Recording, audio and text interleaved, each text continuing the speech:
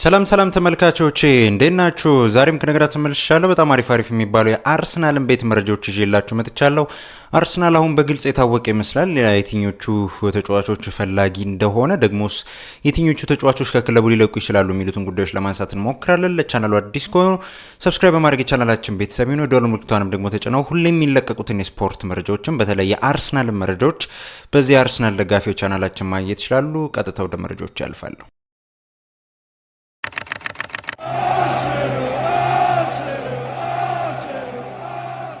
እሺ ቀደም ብለን የምንጀምረው ከዚህ የዝውውር ጉዳይ ነው ማለት ነው። ያው ከአርሰናል ሊለቁ ስለሚችሉ ተጫዋቾች ነው ቀደም ብዬ መረጃዎችን ማደርሳችሁ ላይ እንደማደርገው ማለት ነው። የዚኒ ስም ከአርሰናል ጋር በተለይ ሊለቅ እንደሚችል መረጃዎች እየወጡ ይገኛሉ። የዚህ ተጫዋች ፈላጊዎች የትኞቹ ክለቦች እንደሆኑ ራሱ በግልጽ የታወቀ ይመስላል። ከዚህ በፊት በተለይ በጥር የዝውውር መስኮት አካባቢ አንዳንድ መረጃዎች ሲወጡ ነበር። ይሄ ተጫዋች ከክለቡ ከለቀቀ በተለይ ቦርሲያ ዶርትመንድ የዚህ ተጫዋች አድናቂ ነው፣ ይሄ ተጫዋች ወደ ቦርሲያ ዶርትመንድ ሊያመራ ይችላል ብለን ስናነሳ ነበር። ፋብሪሺዮ ሮማኖ ጭምር ሲናገረው ነበር ይህንን ጉዳይና አሁን የተጫዋቹ ፈላጊ ማን እንደሆነ አሁን በዛ እያሉ መጥተዋል። የሱ ፈላጊዎች ማለት ነው። ከጣሊያን አካባቢ አንዳንድ ፈላጊዎች አሉት። እንዳልኳችሁ ደግሞ ከጀርመን ቦርሲያ ዶርትመንድ የዚህ ተጫዋች አድናቂ ነው የስፖርት ቤተሰቦች። ስለዚህ የዚህ ተጫዋች አድናቂዎች ብዙ ስለሆኑ ተጫዋቹ ከክለቡ ይለቃል ተብሎ ይታሰባል። አርሰናል ደግሞ የሚጠይቀውን ገንዘብ ጭምር አንዳንድ ዘጋቢዎች እየተናገሩ ይገኛሉ። ለዚህ ተጫዋች እስከ 15 ሚሊዮን ፓውንድ ካገኘ አርሰናል ይህንን ተጫዋች ለመሸጥ ዝግጁ ነው የተባለው፣ ለኦሌክዛንደር ዚንቼንኮ ማለት ነው። ግን ከባድ የሚሆነው ጉዳይ ኦሌክዛንደር ዚንቼንኮ በአመት የሚጠይቀው ሳምንታዊ ደሞዝ ነው የተባለው። ተጫዋቹ በአመት በተለይ 5 ሚሊዮን ፓውንድ አካባቢ ነው እንዲከፈለው የሚፈልገው ነው የተባለው። በአርሰናል የሚከፈለው ይህንን ነው። ስለዚህ ይህንን ያህል ገንዘብ እንኳን ላይከፍሉት ይችላሉ ነው የተባለው። የሱ ፈላጊዎች በግልጽ የሱ ፈላጊዎች የታወቁ ይመስላሉ። ጁቬንቱስ፣ ቦርሲያ ዶርትመንድ፣ ኤስ ሚላን የዚህ ተጫዋች አድናቂ ናቸው ሲል ኮቶፍሳይድ ዘግቧል። ኮቶፍሳይድ በመረጃው ላይ እንደውም ኦሌክሳንደር ዚንቼንኮ በተለይ አርሰናሎች በዚህ በክረምት የዝውውር መስኮት ለመሸኘት ዝግጁ ናቸው። በሱ ቦታ ላይ ብዙ ተጫዋቾች ስላሉ ኦሌክሳንደር ዚንቼንኮ እንደማያስፈልጋቸው ያስባሉ ነው የተባለው። የስፖርት ቤተሰቦች ገፋ ብሎ የመጣው ክለብ አሁን ከጠራውላችሁ ክለቦች ማለት ነው ከኤስ ሚላን፣ ከቦርሲያ ዶርትመንድና ከጁቬ ሰሞኑን እንደውም ከኤስ ሚላን ጋር ይበርጥ ሲያያዝ ነበር የዚህ ተጫዋች። ምክንያቱም ቲዮ ሄርናንዴዝ ከክለባቸው ሊለቅ ይችላል። አሁንም ቢሆን የቲዮ ሄርናንዴዝ ጉዳይ ክፍት ነው። የስፖርት ቤተሰቦች ያው ወደ አትሌቲኮ ማድሪድ ሊያመራ ይችላል ሲባል ነበር፣ ግን አንዲ ሮበርትሰንን አሁን ታርጌታቸው አድርገዋል። ስለዚህ ወደ አትሌቲኮ ማድሪድ የሚያመራበት እድል ያለ አይመስልም። በአልሂላልም በኩል ተጫዋቹ ወደ አልሂላል የሚያመራ አይመስልም፣ ግን ወደ ሌላ ክለብ የሚሄድበት እድል አለ። ተጫዋቹ ወደ ሌላ ክለብ የሚሄድ ከሆነ የመጀመሪያ ምርጫቸው ነው የተባለው ኤሲ ሚላኖች የአርሰናሉን ተከላካይ ኦሌክሳንደር ዚንቼንኮን ማስፈረም ነው የተባለው። ኢንቨርት የሚያደርግ የተከላካይ ክፍል ተጫዋች ማስፈረም ይፈልጋሉ። በተለይ ኤሲ ሚላኖች በሚቀጥለው ዓመት ለሚገነቡት ክለብ ይህ ተጫዋች ጥሩ ተጫዋች እንደሆነ ያስባሉ ነው የተባለው። ይህንን መረጃ ኮቶፍሳይድ ነበር ሲዘግብ የነበር። በጣም ታማኝ የሚባል ጋዜጣ እንደሆነ ብዙ ጊዜ ነግራችኋለሁ። ደግሞ ኦሌክሳንደር ዚንቼንኮ አሁን ከአርሰናል ጋር የሚለያይበት ጊዜ ይመስላል። ተጫዋቹ ያው መጥፎ ሆኖ አይደለም። በሱ ቦታ ላይ ያሉ ተጫዋቾች አሁን ላይ በተለይ በመከላከል የሚጠቅሙ አይነት ተከላካዮች ስለሆኑ ነው። ኦሌክሳንደር ዚንቼንኮ ደግሞ ብዙ ጊዜ ችግሩን ስናነሳ የመከላከል ችግር አለበት። ያው ትክክለኛ ቦታውም አይደል የመሀል ክፍል ተጫዋች ነው። ተጫዋቹ የመሀል ክፍል ተጫዋች ነው፣ ያለ ቦታው ነው እየተጫወተ የሚገኘው። በማንቸስተር ሲቲም በአርሰናል እየተጫወተ የሚገኘው ፉልባክ ሆኖ ኢንቨርት የሚያደርግ የመሀል ክፍል ተጫዋች ሆኖ ነው እየተጫወተ ያለው ስፖርት ቤተሰቦች። ስለዚህ ኦሌክሳንደር ዚንቼንኮ አይችልም የሚያስብል አይነት አቋም ሳይሆን ያለው ተጫዋቹ ለፉልባክ የሚሆን አቋም በተለይ ለአንዳንድ ክለቦች የሚሆን አይነት በተለይ ፕሮፋይል ያለው ይሄ ተጫዋች አይደል። እንዳልኳችሁ ኢንቨርቲንግ ፉልባክ የሚጠቀሙ ክለቦች ኦሌክሳንደር ዚንቼንኮ በደንብ ሊሆናቸው ይችላል። ምናልባት በመከላከሉ ሊቸገሩ ይችላሉ እንጂ ጥሩ የሚባል ተጫዋች ነው። ይህ ግልጽ ነው። በዩክሬንም በአርሰናልም አሳይቶናል የስፖርት ቤተሰቦች። አሁን ግን መልቀቂያው ይመስላል። ወዴት ክለብ ያመራል የምንመለከተው ጉዳይ ነው። እነዚህ ሶስት ክለቦች ግን የዚህ ተጫዋች አድናቂ ናቸው። እሺ አሁን ከዚህ በኋላ የማነሳላችሁ መረጃዎች ማለት ነው ወደ አርሰናል ሊዘዋወሩ ስለሚችሉ ተጫዋቾች ነው። አርሰናል ከየትኞቹ ስሞች ጋር እየተያዘ ይገኛል የሚሉትን ጉዳዮች ለማንሳት ነው የምንሞክረው። ሁለት ተከላካዮችን ስም አንስተን ወደ አጥቂ መስመር ነው የምናመራው። የስፖርት ቤተሰቦች ያው በጣም ወሳኝ ጊዜ ይመስላል አርሰናል፣ እሱን የምናነሳ ይሆናል። ግን እንዳልኳችሁ ነው ቀደም ብለን የተከላካይ ክፍል ተጫዋቾችን ከአርሰናል ጋር ስማቸውን እናነሳለን። ቀደም ብለን የዚህ ተጫዋች ጉዳይ እናንሳ፣ የጆሬል ሃቶን ማለት ነው። ጆሬል ሃቶ ከአርሰናል ጋር ስሙ የተያያዘ ተጫዋች ነው። ይህ ግልጽ ነው። ፋብሪሾ ሮማኖ እንደውም የዛሬ 2 ሳምንት ይመስለኛል፣ ምናልባት 2 ሳምንት ሊጠጋ ነው፣ በዩቲዩብ ገጹ አንዳንድ ነገሮችን ሲናገር ነበር ስለ ጆሬል ሃቶ።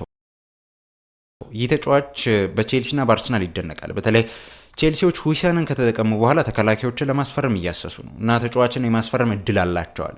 አርሰናሎችንም ግን መርሳት የለብንም። አርሰናሎች ታለንትድ የሆነ ተከላካይ ማስፈረም ይፈልጋሉ። ስለ ጆሬል ሃቶ ደግሞ ከአያክስ አምስተርዳም ጋር ተገናኝተው ተነጋግረዋል ያሉ አንዳንድ ንግግሮችን አድርገዋል።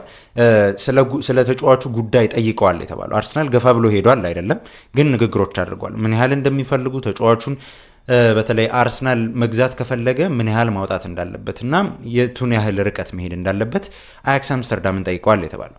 ጆሬል ሃቶ ባይዘዌ በጣም ጥሩ ተጫዋች ነው። ምናልባት ከተመለከታችሁት የኔዘርላንድን ጨዋታ ከተመለከታችሁ፣ ምናልባት የአያክስ አምስተርዳምን ጨዋታ ከተመለከታችሁ የዚህ ተጫዋች አቋም በጣም የሚደንቅ ነው። እድሜውንም ስትመለከቱ በጣም የሚደንቅ አይነት አንድን ተጫዋች ልጥቀስላችሁ ከአርሰናል ልክ ሉዊስ ስኬሊ በአርሰናል የሚያሳየውን አይነት አቋም ነው አሁን አያክስ አምስተርዳም ጋር ያለው ኢንቴንሽን፣ በአያክስ አምስተርዳም እያሳየው ያለው አቋም በጣም በጣም የሚገርም ነው የዚህ ተጫዋች ማለት ነው። ይህ ተጫዋች በተለይ በክለቡ በአሁኑ ዓመት ብዙ ጨዋታዎችን ያደረገው በጣም ገና ነው፣ እድሜው እንዳልኳችሁ ነው።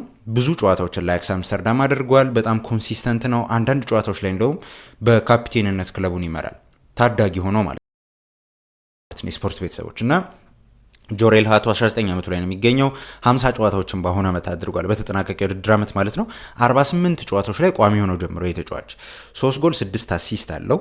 እንደ ፉልባክ መጫወት ይችላል፣ እንደ ተከላካይ መጫወት ይችላል። 3 ጎል 6 አሲስት 9 ኳሶች ላይ ቀጥተኛ ተሳትፎ አለው ማለት ነው። ተጫዋቹ ጥሩ ተጫዋች ነው። በኔዘርላንድም እየተመረጠ ያለ ተጫዋች ነው። ጆሬል ሃቶን ለማስፈረም አርሰናልና ቼልሲ ተገኝተዋል። ገፋ ብለው የሚሄዱ ከሆነ የምንመለከተው ጉዳይ ነው። ግን እንደ አንዳንድ መረጃዎች ከሆነ ያው ደበቅበቅ ተደርጓል የዚህ ተጫዋች ጉዳይ። ምክንያቱም ገፋ ብለው የሄዱ ክለቦች የሉም። ጠይቀዋል እንጂ እስካሁን ድረስ ገፋ ብለው አልሄዱም። አንዳንዶች እንደሚሉት በተለይ ከኔዘርላንድ አካባቢ የሚወጡ መረጃዎች እንደሚጠቁሙት ከሆነ አያክስ አምስተርዳሞች ለዚህ ተጫዋች ከ60 ሚሊዮን ፓውንድ በላይ ሊጠይቁ ይችላሉ ነው የተባለው። ምክንያቱም ባሳየው እድገት በጣም ተደንቀዋል። ይህንን ተጫዋች ይህን ያህል ገንዘብ ይጠይቁበታል የተባለው። ጆሬል ሃቶ ተጠይቆ ነበር በባለፈው ሳምንት ስለ ቆይታው በአያክስ አምስተርዳም ስለሚኖረው ቆይታ ማለት ነው። አንዳንድ መልሶችን ሲሰጥ ነበር። በጣም ደስተኛ ነኝ። በተለይ የብዙ ክለቦችን ፍላጎት በመሳቤ ደግሞ በጣም ተደስቻለሁ። ለክለቤ ብዙ እያደረግኩ እንደሆነ በተለይ እየተመለከትኩበት ያለው ጥያቄ ነው አለ እና ብዙ ፍላጎቶች እንዳሉ ሰምቻለሁ። ብዙ ፈላጊዎችም አሉ። እኔ ደግሞ ደስተኛ ነኝ በዚሁ በክለቤ በአያክስ አምስተርዳም በጣም ደስተኛ ነኝ። እስካሁን ድረስ እያደረግኩት ባለው ነገር ደስተኛ ነኝ እና ለረጅም ዓመት እቆያለሁ ብዬ አስባለሁ በዚህ በክለቤ ብሎ ነበር ሲናገር የነበረው። ክለቤን አከብራለሁ፣ ማንኛውም ጥያቄ ካለ የምንመለከተው ጉዳይ ነው። በክለቡ ትቆያለህ ብለው መጨረሻ ላይ ሲጠይቁት እሱን የምንመለከተው ጉዳይ ነው ብሎ ነበር መልሱን ሲሰጥ የነበረው። ጆሬል ሃቶ ማለት ነው የምንመለከተው ጉዳይ ነው። ምናልባት ያልተመለከታችሁት ካላችሁ እዚህ ዩቲዩብ ላይ ሰርች እያደረጋችሁ መመልከት ትችላላችሁ። ሌላኛውን የተከላካይ ክፍል ተጫዋች ስም እናንሳና ወደ አጥቂ መስመር ተጫዋቾች እንለፍ ማለት ነው። የስፖርት ቤተሰቦች የዛሬው ወሳኙ ሀሳብ ነው። የስፖርት ቤተሰቦች ከአጥቂ መስመር ጋር በተያያዘ የአርሰናል ስሞች ከብዙ ተጫዋቾች ጋር እየተያያዘ ይገኛል። በተለይ ከቤንጃሚን ሼሽኮ እና ከጉኬሬሽ ጋር በተያያዘ እሱንም አነሳላችሁናል። ዋትስ ጎይንግ ኦን በቃ ጉዳዩን በደንብ እነግራችኋለሁ። እሺ ግን ቀደም ብዬ የዚህን ተጫዋች ጉዳይ ላንሳላችሁ፣ የሪቤሮን ማለት ነው። ሪቤሮ ከአርሰናል ጋር ስሙ የተያያዘው ሌላኛው ተከላካይ ክፍል ተጫዋች ነው። አርሰናሎች አንዳንድ መልማዮቻቸውን ወደ ብራዚል ልከዋል። ብራዚል ከፓራጓይ ጋር ባደረጉት ጨዋታ መልማዮቻቸውን ልከው ይህንን ተጫዋች ተመልክተውታል የተባለው ጥሩ ተጫዋች እንደሆነ ያስባሉ የስፖርት ቤተሰቦች። አሁን ግራ የሚያጋባው ነገር አንድ የምነግራችሁ ነገር ኪቪዮር በክለቡ ሊቆይ ይችላል ብለናል። ግን ኪቪዮር ትክክለኛው ቦታው የሳሊባ ነው ወይንስ የጋብርኤል? ብዙ ቦታዎችን ሲያጫውተው የተመለከት ነው በሳሊባ ቦታ ነው አይደል? ደግሞ ገብርኤል ከተጎዳ ደግሞ በገብርኤል ቦታ ላይ ደግሞ ሆኖ ሲጫወት ተመልክተነዋል። እሺ ግን አሁን የተመለከታቸው ሁለት ተከላካዮች ጆሬል ሃቶ እና ሪቤሮ ማለት ነው። ሁለቱም የግራኝ ተከላካይ ተጫዋቾች ናቸው፣ ግራኝ ናቸው። የሚጫወቱበት ቦታ ጋብርኤል በሚጫወትበት ቦታ ነው። ስለዚህ ትልቅ ጥያቄ ሊፈጥር ይችላል። ምናልባት እነዚህን ተጫዋቾች ካስፈረመ ከሁለቱ አንዱ መርጦ እንኳን ካስፈረመ ኪቪዮርን ምናልባት የሚቀጥለው ዓመት በሳሊባ ባካፕነት ሊጠቀሙ ይችላል ማለት ነው። ሪቤሮ በጣም ጥሩ የሚባል ተከላካይ ነው። ምናልባት የሊልን ጨዋታ ከተመለከታችሁ የሊልን አንዳንድ ሃይላይቶችም ራሱ ከተመለከታችሁ ይሄ ተጫዋች በጣም ጥሩ የሚባል ተጫዋች ነው። 25 ዓመቱ ላይ የሚገኝ ተጫዋች ነው። የስፖርት ቤተሰቦች 25 ዓመቱ ላይ ነው፣ ገና ነው እድሜው። እንደውም በአርሰናል የሚጫወተው ጋብርኤልን ነው የሚመስለው ሲጫወት ራሱ። ምናልባት ከተመለከታችሁት የስፖርት ቤተሰቦች ለዚህ ተጫዋች እስከ 20 ሚሊዮን ዩሮ ነው የሚጠይቁት ነው የተባለው። በጣም ትንሽ ገንዘብ ነው። ቅድም የነገርኳቸው የጆሬል ሃቶ ዝውውር ከፍተኛ ገንዘብ ነው። አንዳንድ እስካሁን ድረስ አልተናገሩም አያክሶች ይህን ያህል ገንዘብ ነው ብለው፣ ግን የኔዘርላንድ ጋዜጦች እንደሚሉት ከ60 ሚሊዮን ፓውንድ ወይም ከ70 ሚሊዮን ፓውንድ በላይ ሊሆን ይችላል። ከፍተኛ ገንዘብ ነው የሚጠይቁት ጥሩ ተጫዋች ስለሆነ። ይህ ተጫዋችም ጥሩ ተጫዋች ነው። 25 ዓመቱ ላይ ነው የሚገኘው። ሪቤሮ በብዙ ክለቦች ይፈልጋል፣ በአርሰናል ብቻ አይደለም። ስማቸው ያልተጠቀሰ ብዙ ክለቦች የዚህ ተጫዋች አድናቂ ናቸው። ሊሎች መልቀቅ አይፈልጉም። ሊሎች ጋር ያለው ኢንቴንሽን ይሄ ተጫዋች በሚቀጥለው ዓመት በክለባቸው እንደሚቆይ ነው። መልቀቅ አይፈልጉም፣ ግን ለተጫዋቹ የሚመጡ ጥያቄዎችን ለማዳመጥም ዝግጁ ናቸው። የስፖርት ቤተሰቦች መልቀቅ አይፈልጉም። በሚቀጥለው ዓመት በክለባቸው እንዲቆይ ይፈልጋሉ። ግን ተጫዋቹን መሸጥ ከፈለጉ እንኳን በመጨረሻዎቹ የዝውውር ቀናት መሸጥ አይፈልጉም። ቶሎ ብሎ ገንዘብ ያቀረበና ተጫዋቹን የሚወስድ ክለብ ካለ ነው ተጫዋቹን የሚሸጡት። ምክንያቱም ሌሎች ተጫዋቾችን መግዛት ስለሚፈልጉ በሱ ቦታ ላይ ማለት ነው። የምንመለከተው ጉዳይ ነው። በጣም ጥሩ ተጫዋች ነው ሪቤሮ። ጆሬል ሃቶ ወይንስ ሪቤሮ? ምናልባት ከተመለከታችሁ የስፖርት ቤተሰቦች፣ የአርሰናል ደጋፊዎች ኮሜንት ላይ ሀሳባችሁን በሰፊው ያድርሱኝ። የትኛውን ተጫዋች ትመርጣላችሁ? ምናልባት ሃይላይቶቻቸውን ከተመለከታችሁ፣ ምናልባት የምታውቋቸውም ከሆነ ኮሜንት ላይ ሀሳባችሁን በሰፊው አድርሱን። ጆሬል ሃቶን ቢመርጥ ይሻላል ወይንስ ሪቤሮ? ወደ ሌሎች የዝውውር ጉዳዮች እንለፍ ማለት ነው። ወደ 9 ቁጥር ጉዳይ እንለፍ። ከአርሰናል ጋር በተያዘ በ9 ቁጥር ቦታ ላይ አንዳንድ ጉዳዮችን እናነሳለን። የቤንጃሚን ሼሽኮንና የጉኬሬሽን ጉዳይ ለየት አድርገን ለማንሳት እንሞክራለን።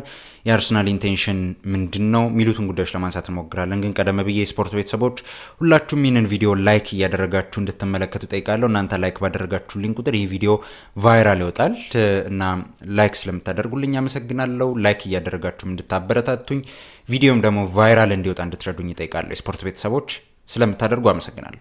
እሺ የስፖርት ቤተሰቦች አሁን ወደ አጥቂ የዝውውር ጉዳይ እንለፍ ማለት ነው። ከአርሰናል ጋር በተያዘ የአርሰናል የመጀመሪያው ስራ ይመስላል። አርሰናል የ9 ቁጥር ተጫዋች ሳያስፈርም ወደ ሌሎች ዝውውሮች አይሄድም። ምናልባት በመሀል ግብ ጠባቂ ካስፈረመ ነው እንጂ የ9 ቁጥር ተጫዋች ነው ቀጣይኛው ፊርማው ተብሎ ይታሰባል። ዙቢሜንዲን ጉዳይ ጨርሷል። እንዳልኳችሁ በረኛ ካስፈረመ ነው። ከዛ በኋላ ግን አርሰናል የ9 ቁጥር ቦታ ላይ እየሰራ ነው። አሁንም ቢሆን እየሰራ ነው። ምናለ ፋብሪዚዮ ሮማኖ፣ ምናለ ቤን ጃኮብስ፣ ፍሎሪያን ፕሌተንበርግ፣ ምናለ ሰፊ ጉዳዮችን እናነሳለን። ቀደም ብለን የቤንጃሚን ሼሽኮን ጉዳይ እናንሳ። ከዛ በኋላ የጉኬሬሽን ጉዳይ እናነሳለን። የቤንጃሚን ሼሽኮ ጉዳይ ላይ በተለይ በባለፈው ሳምንት ስንነጋገር እንደነበረው አርሰናል ፕራዮሪቲ ሰጥቶ እየሰራ የነበረው በዚህ ተጫዋች ዝውውር ነው። በዚህ ተጫዋች ዝውውር አርሰናል አድቫንስድ ነበር። ይህንን ተጫዋች እንደሚያስፈርመው ያስብ ነበር። አርሰናሎች ትንቅ ንግግር ላይ ነበሩ። አሁንም ኮላፕስ አላጋጠማቸውም፣ ግን እስካሁን ድረስ ከስምምነት መድረስ አልቻሉም። በገንዘብ ጉዳይ ከስምምነት መድረስ አልቻሉም። ቤንጃሚን ሼሽኮ ወደ አርሰናል መዘወር ይፈልጋል። በተለይ ከአርሰናል የመጣለትን ፕሮጀክት አድንቋል የተባለው ግን ከስምምነት አልደረሰም። አሁንም ቢሆን በሳምንታዊ ደሞዝ ጉዳይ ምናምን አልተስማማም። ስምምነት የምንለው ሳምንታዊ ደሞዝ ሲሆን በቃ ብዙ ጉዳዮች አሉ እና እነሱ ጉዳዮች ናቸው እንጂ ተጫዋቹ በአርሰናል ፕሮጀክት ሲማረክ አይደለም። በአርሰናል ፕሮጀክት በጣም ተደንቋል። የሚኬል አርቴታን ዝውውር ፈልጎታል። ግን አሁንም የሚቀር ጉዳይ አለ። በግል ስምምነትም ከክለቡ ጋርም በገንዘብ ጉዳይ ከስምምነት አልደረሰም። ሼሽኮ ጋር ያለው ኢንቴንሽን ይሄ ነው። ሼሽኮ ወደ አርሰናል የሚዘዋወርበት እድል አለ። አሁንም ቢሆን ለተጫዋቹ አረብ ላይፕዚግ እንደ መረጃዎች ከሆነ ፍሎሪያን ፕሌተንበርግ ነው ያው ከጀርመን አካባቢ ቀረብ ያለው ጋዜጠኛ። ብዙ ዘጋቢዎች እያነሱት ተመልክቻለሁ። 65 ሚሊዮን ዩሮ ይላሉ፣ ብዙዎች 70 ሚሊዮን ዩሮ ይላሉ። ፍሎሪያን ፕሌተንበርግ ግን ቅርብ ነው። ብዙ መረጃዎችን ከጀርመንም ስለሚያነሳ እሱ ጉዳዩን ሲያስረዳ ነበር። በአረብ ላይፕዚጎች ከፍተኛ ገንዘብ ነው የሚፈልጉት። እንደሚባለው 65 75 ላይሆን ይችላል። ከ80 እስከ 100 ሚሊዮን ዩሮ ይጠይቃሉ ነው ያለው። ይህን ያህል ገንዘብ ለቤንጃሚን ሼሽኮ ይጠይቃሉ። ዝውውሩም የሚዘገይበት አንድ ምክንያት ከዘገየም የሚዘገይበት አንድ ምክንያት ይህ ሊሆን ይችላል። አርሰናልና ቤንጃሚን ሼሽኮ ምናልባት ላይፕዚግና አርሰናል የማይስማሙበት ምክንያትም ካለ በገንዘብ ጉዳይ ሊሆን ይችላል። ምክንያቱም እንዳልኳችሁ ነው 80 ሚሊዮን ዩሮ እስከ 100 ሚሊዮን ዩሮ አካባቢ ይጠይቃሉ ነው የተባለው። ምንመለከተው ጉዳይ ነው። አርሰናል አሁንም ቢሆን ንግግር ላይ ነው፣ አላቆመም። ከስምምነት ግን አልደረሱም። አሁንም ድረስ ከስምምነት አልደረሱ። የምንመለከተው ጉዳይ ነው። ቤንጃሚን ሼሽኮ አሁንም ቢሆን ወደ አርሰናል የሚዘዋወርበት እድል አለ። የስፖርት ቤተሰቦች ጉዳዩ 50-50 ይመስላል አሁን ላይ። በተለይ ከትናንትና ጉዳዮች ጀምሮ ፋብሪሾ ሮማኖ ሲያነሳው እንደነበረው ቪክቶር ጉኬሬሽ ወደ አርሰናል የመዘወር ፍላጎት እንዳለው ገልጿል። በተለይ የገለጸው ወደ አርሰናል መዘወር እንደሚፈልግ ለአርሰናል አይደለም የነገረው፣ ለማንቸስተር ዩናይትድ ነው የነገረው። ምክንያቱም ማንቸስተር ዩናይትዶች ተጫዋቹን ለማስፈረም እየሰሩ እንደነበር ይታወቃል። ተጫዋቹ የመጀመሪያው ፍላጎታቸው እንደነበር ሩበን አሞሪም በተለይ በስፖርቲንግ ሊዝበን የሰራውን ነገር በማንቸስተር ዩናይትድም ለመስራት ቪክቶር ጉኬሬሽን እንደሚፈልገው ተነግሮ ነበር። ቪክቶር ጉኬሬሽን ለማነጋገር ጥረት አድርገው ነበር። ተጫዋቹ ወደ ማንቸስተር ዩናይትድ መሄድ እንደሚፈልግ ነግሯቸው ነበር የስፖርት ቤተሰቦች። አሁን ግን አርሰናል ከእንደገና ተጫዋቹ ማነገር ስለጀመረ ተጫዋቹ በተለይ ፕራዮሪቲውን የሚሰጠው ለአርሰናል እንደሆነ ነግሯቸዋል። ማንቸስተርን እምቢ አላለም። አሁንም ቢሆን ሚስ አንደርስታንድ እንዳታደርጉት የአርሰናል ደጋፊዎች፣ ተጫዋቹ ማንቸስተር ዩናይትድን እምቢ አላለም፣ ግን አርሰናልን ያስቀድማል። አርሰናልን ነው የሚፈልገው። ወደ አርሰናል መዘዋወር ከየትኛውም ክለብ በላይ ፋብሪሾ ሮማኖ እንደውም ምን አለ፣ ሌሎች ዝውውሮች እንኳን ቢመጡለት አለ፣ ሌሎች ዝውውሮች ምናልባት ማንቸስተር ዩናይትድ ላይሆን ይችላል፣ ሌላ ክለብ ጥያቄ እንኳን ቢያቀርብለት አርሰናል ጋር ያለውን ጉዳይ መመልከት ይፈልጋል የተባለው። አርሰናል ጋር ያለውን ሲቹዌሽን ምናልባት ሼሽኮን ከመረጡ ምናልባት እሱንም ከመረጡ መመልከት ይፈልጋል። ስለዚህ አሁን ፕራዮሪቲውን ለአርሰናል ሰጥቷል። ዮኬሬሽ ወደ አርሰናል የሚዘዋወርበት እድል አለ። 50-50 ሆኗል እንዳልኳችሁ ነው። የቤንጃሚን ሼሽኮ 50%፣ ደግሞ የጉኬሬሽም ጉዳይ 50%። ባለፈው ሳምንት ምናልባት ከሁለት ሳምንት በፊት ምናልባት ጉዳዩም ስንመለከት የቤንጃሚን ሼሽኮ ጉዳይ የቀደመ ነበር። የጉኬሬሽን ጉዳይ ትተውት እንደ ምርጫ ነበር። የሼሽኮ ጉዳይ ካልተሳካልን ወደ ጉኬሬሽን እንመጣለን ብለው ነበር። ግን አሁን ላይ ሲቹዌሽኑን ስንመለከት አርሰናል ጉኬሬሽን ለማነጋገር ጥረት አድርጓል። እንደውም ፋብሪሾ ሮማኖ ምንድን ያለው ለመጨረሻ ጊዜ በመረጃው ላይ አርሰናል ከወኪሉ ጋርም ተነጋግሯል፣ ከተጫዋቹም ጋርም ተነጋግሯል የተባለው አንድሪያ ቤርታ በሁለቱም ዝውውሮች ላይ ንግግር እያደረገ ነው። በቤንጃሚን ሼሽኮም በጉኬሬሽም ዝውውር እየተነጋገረ ይገኛል። እስካሁን ድረስ ከስምምነት አልደረሱም ላይፕዚግና አርሰናል፣ ምክንያቱም ከባድ ዲል ነው። የጉኬሬሽን ጉዳይ ስንመለከት ግን የስፖርት ቤተሰቦች ከባድ ጉዳይ አይመስልም። ሰሞኑን በተለይ ተጫዋቹ ከስፖርቲንግ ጋር አንዳንድ ሰጥ አገባ ውስጥ እንደገባ ተመልክተናል አይደል? ተጫዋቹ የሚጠይቀው በ65 ሚሊዮን ዩሮ ሲደመር 10 ሚሊዮን ዩሮ እንደሚለቁት ነበር የሚያስበው። ግን የክለቡ ስፖርቲንግ የክለቡ ዳይሬክተር ግን የተናገረው እንደዚህ አይነት ዲል የለም፣ እንደዚህ ብለን አልተስማማንም፣ ለተጫዋቹ እስከ 80 ሚሊዮን ዩሮ ልንጠይቅ እንችላለን ብሎ ነበር ሀሳቡን ሲሰጥ የነበረው። ግን ወኪሉ ምን አለ ትናንትና፣ እኔ ዶክሜንት አለኝ የተስማሙበት፣ ስለዚህ ተጫዋቹን በ65 ሚሊዮን ዩሮ መልቀቅ አለባቸው ብሎ ነበር ሀሳቡን ሲሰጥ የነበረው። ቆይተውም ቢሆን ስፖርቲንጎች ፈቅደዋል። ቆይተውም ቢሆን አሁን በ65 ሚሊዮን ዩሮ ሲደመር 10 ሚሊዮን ዩሮ ለመልቀቅ ተስማምተዋል። ስለዚህ ጉኬሬሽ ከክለቡ በ65 ሚሊዮን ዩሮ ይለቃል። ልክ እንደ ሼሽኮ ጉዳይ እየተደበቀ አይደለም። የሼሽኮ ጉዳይ ከ80 እስከ 100 ይላል እስካሁን ድረስ ፍሎሪያን ፕሌተንበርግ። የተደበቀ ጉዳይ ስለሆነ ነው እሱም መረጃውን እያወጣ ያለው። የሚከብድ ዝውውር ሊመስል ይችላል። በገንዘብም ጉዳይ የሼሽኮ በጣም ከፍተኛ ገንዘብ ይመስላል። የጉኬሬሽ ጉዳይ ግን እንዳልኳችሁ ነው። 65 ሚሊዮን ዩሮ በግልጽ የሚጠየቀው ገንዘብ ነው እና 10 ሚሊዮን ዩሮ አዶንስ ማለት ነው። የስፖርት ቤተሰቦች ግን ምን ታስባላችሁ? የአርሰናል ደጋፊዎች እስኪ ከነ ሪዝናችሁ ኮሜንት ስራ ሀሳባችሁን በሰፊ ያድርሱ። የትኛውን አጥቂ አርሰናል ቢመርጥ ይሻላችኋል? 50-50 ነው አሁን 50-50 ነው። አርሰናል ወደ የትኛው ዝውውር እንደሚያመራ የምንመለከተው ጉዳይ ነው። ግን ቀላሉ ጉዳይ የጉኬሬሽ ይመስላል። አሁን ተጫዋቹ ወደ አርሰናል የሚሄድ ፍላጎት አለው። ደግሞም ተጫዋቹን የማግኘት ከፍተኛ እድል አለው አርሰናል። ምክንያቱም ተጫዋቹ ፕራዮሪቲ የሰጠው ለአርሰናል ነው። ምን ታስባላችሁ? ጉኬሬሽ ወይንስ ሼሽኮ? የትኛውን ተጫዋች ትመርጣላችሁ? የስፖርት ቤተሰቦች እስኪ ኮሜንት ላይ ሀሳባችሁን በሰፊ ያድርሱኝ ከነ ምክንያታችሁ ማለት ነው። እሺ አሁን ደግሞ ወደ ክንፍ መስመር ተጫዋቾች ጉዳይ እንለፍ ማለት ነው። የስፖርት ቤተሰቦች ያው የአርሰናል ስራ አሁን የ9 ቁጥር ጉዳይ ይመስላል። ቀድመው እሱን መጨረስ አለባቸው። ከዛ በኋላ ወደ ክንፍ ተጫዋቾች ይመጣል ተብሎ ይታሰባል። የስፖርት ቤተሰቦች እኔ ሰሞኑን በጣም የገረመኝ አንድ መረጃ ከዴቪድ ኦይንስቲን የወጣ አንድ መረጃ ነው። አርሰናሎች በዚህ በክረምት የዝውውር መስኮት አንድ የክንፍ መስመር ተጫዋች አይደለም ያስፈርሙት አለ፣ 2 የክንፍ መስመር ተጫዋች ለማስፈረም ነው እቅድ ያላቸው። እቅድ ይዘው እየተንቀሳቀሱ ያሉት በሱ ነው አለ። ምክንያቱም በሳካም በኩል ባካፕ ይፈልጋሉ፣ በላይ በኩል ደግሞ በማርቲኔሊ ማለት ነው በሌፍት ዊንግ በኩልም ተጫዋች ይፈልጋሉ። ይህ ግልጽ ነው። መጀመሪያ እንደውም ሊያስፈርሙ የሚችለው በዛ በኩል ነው። የስፖርት ቤተሰቦች አርሰናል እየሰራ ነው፣ ግን ቀድመው መስራት ያለባቸው የ9 ቁጥር ቦታ ላይ ነው። ብዙ ኢንትረስቶች አሏቸው። አሁን በግልጽ ልናውቅ አንችልም፣ ግን የአርሰናል ፍላጎቶች ወዴት ሊያመሩ እንደሚችሉ አርሰናል ከማን ጋር ተነጋገረ፣ የትኛውን ተጫዋች ሊመርጥ ይችላል የሚለው ጉዳይ ግን መረጃዎች እየወጡ ነው። ግን በግራ በኩል በተለይ በቡካዮ ሳካ በኩል ባካዮኮ የሚል አንድ ስም ተመልክቻለሁ ከፔስቪ። እሱንም ለማስፈረም ፍላጎት አላቸው ነው የተባለው። 20 ሚሊዮን ዩሮ አይሆኑ ለተጫዋቹ የሚጠየቀው ገንዘብ ደግሞ በጣም ታለንትድ የሆነ ተጫዋች ነው። ባለፈው ዓመት በቼልሲ ሲፈለግ የነበረ ተጫዋች ነው። ምናልባት ጥሩ ምርጫ ሊሆን ይችላል። ሌሮይ ዛኔ ተብለው እንደነበር ይታወቃል። ለሌሮይ ዛኔ ደግሞ አርሰናል ጥያቄ አቅርበው ሌሮይ ዛኔ ሳይቀበል ወደ ጋላታሳራይ ያመራው። ምክንያቱም ዝቅተኛ ገንዘብ ነበር ያቀረበው። በሳምንታዊ ደሞዝ ጉዳይ አልተስማሙም። ስለዚህ የሌሮይ ዛኔ ጉዳይ አምርጧቸዋል። በሳካ በኩል ሌላ ተጫዋች ያስፈርማል ተብሎ ይጠበቃል። ባካዮኮ ሊሆን ይችላል። ሌሎች ጉዳዮች የምንሰማው ጉዳይ ነው። ግን የስፖርት ቤተሰቦች አሁን በማርቲኔሊ በኩል በሌፍት ዊንግ በኩል ማንን ሊያስፈርም ይችላል? አሁን ትልቁ ጥያቄ እሱ ነው። ኒኮ የመጀመሪያው ፍላጎቱ እንደሆነ ይታወቃል። ኒኮ ፕራዮሪቲ ሰጥቶ ሲሰራበት የነበረው ጉዳይ እንደነበር ይታወቃል። ግን እንደውም በእነዚህ 2-3 ሳምንታት የሮድሪጎ ጉዳይ ቀድሟል። ሮድሪጎ ጉዳይ ላይ አርሰናል የሚሰራ ይመስላል። ሮድሪጎን ያስቀደመ ይመስላል የስፖርት ቤተሰቦች። እሺ የኒኮን ጉዳይ እናንሳ፣ በዛውም የሮድሪጎን ጉዳይ አንስተን ወደ ሌሎች ጉዳዮች አንስተን እናበቃለን ማለት ነው። እሺ የኒኮን ጉዳይ ስናነሳ ከኒኮ ጋር በተያያዘ 2 ክለቦች ናቸው አሁን የተፋጠጡት፣ ባየር ሙኒክ እና ባርሳ። አርሰናል ሄዷል አይደለም፣ ወጥቷል አይደለም፣ ግን ንግግሩን አቁሟል። ከተጫዋቹ ጋር ያለው ንግግር አቁሟል። ምክንያቱም ተጫዋቹ የሚፈልገው የሚያስቀድመው ባርሴሎናን ነው። ተጫዋቹ ወደ ባርሳ መሄድ ነው የሚፈልገው። ይህ ግልጽ ጉዳይ ነው። ባርሳ የሚፈልገው ከሆነ ተጫዋቹ ወደ ባርሳ ነው የመሄድ ፍላጎት ያለው። ባርሳ ደግሞ አዲስ ንግግር ከፍቷል። ስለዚህ ወደ ባርሳ የመሄድ እድል አለው። ባየር ሙኒክም ግን አለ። ባየር ሙኒክም ሲቹዌሽኑ ላይ እየሰራ ነው። ባየር ሙኒክም ግን 2 ንግግሮችን አድርጓል የተባለው። ስለዚህ ኒኮን የማግኘት እድል ሊኖራቸው ይችላል በሁለቱም ሳይድ፣ በባርሳም በባየር ሙኒክ። ተጫዋቹ ግን ባርሳን ያስቀድማል። ባርሳ ማይሆንለት ከሆነ ባየር ሙኒክ ወይ አርሰናልም አለ ሲቹዌሽኑ ላይ፣ ግን ንግግሩን አቁሟል።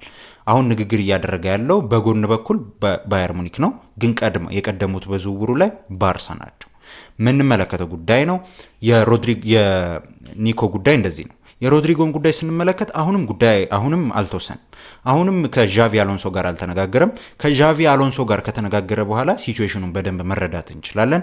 ተጫዋቹ ወደ አርሰናል የሚመጣበት እድል አለ። አሁንም ቢሆን ዝግ አይደለም። አሁንም ቢሆን ተጫዋቹ ወደ አርሰናል አይዘዋወርም የምንልበት ሁኔታ ላይ አይደለንም። አርሰናል ፕራዮሪቲ የሚሰጠው እንደውም እንደ መረጃዎች ከሆነ የእሱን ተጫዋች ጉዳይ ነው። ተጫዋቹ እለቃለሁ ካለ የመጀመሪያ ፈላጊው አርሰናል ነው፣ በቦታው ይገኛል። የምንመለከተው ጉዳይ ነው። ግን አሁን አርሰናል ከየትኛውም ዝውውር ይልቅ አጥቂ መስመር ላይ እየሰራ ነው። የመጨረሻውን ጉዳይ አንስተን እናብቃ ማለት ነው። የመጨረሻው ጉዳይ ስለ ፊል ፎደን ነው። የስፖርት ቤተሰቦች ያው ተጫዋቹ በአርሰናል ተፈልጓል እላችሁ አይደለም፣ አንዳንድ ንግግሮችን ስለተመለከትኩ ነው። ይህ ተጫዋች ወደ አርሰናል ስለሚዘዋወርበት ሁኔታም አይደለም መረጃዎቹ። ግን አንድ ሰው ሪኮመንድ እያደረገ ነበር ይህ ተጫዋች ወደ አርሰናል እንዲመጣ።